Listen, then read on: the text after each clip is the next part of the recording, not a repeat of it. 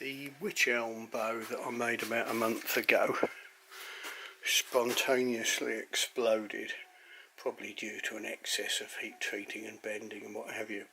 I thought what I'd do is I'd flood it with a load of glue, glue it back together, bind up either end of the rake, and then, because you wouldn't want to use a bow like that, destruction test it, and if it survives it may get to live as a sort of demonstration. Very difficult to get it back together, so I sort of wedged in that end. Now I'll sort of lever that across with loads of glue and try and bind that in. There we are with it glued and clamped. Give that 24 hours, then do my linen binding. Bound it with coarse linen thread soaked in superglue. That's my linen thread. Right, the moment you've all been waiting for, we'll get it on the tiller and see what it does. Right, well, it passed the first test, it braced all right. Thing is, I'm not sure I want to actually destruction test it, but on the other hand, I don't think I really want it. I wouldn't trust it as a usable bow. That's quite interesting. We've got 24 inches. So it would certainly do something. 26. Blimey. There you go, 28 inches. At £40. Do I destruction test it? What shall I do, boys and girls? Do I really want that bow hanging around in the garage? I wouldn't want to give it to anyone. I certainly wouldn't sell it.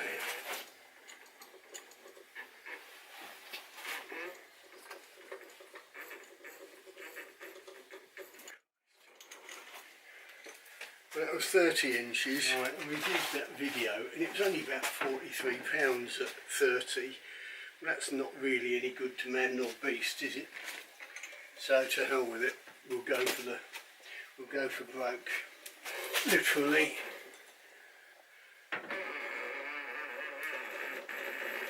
There's 32.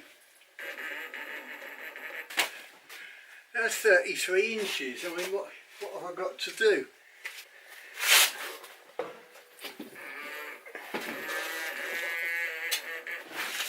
Yeah, that's going.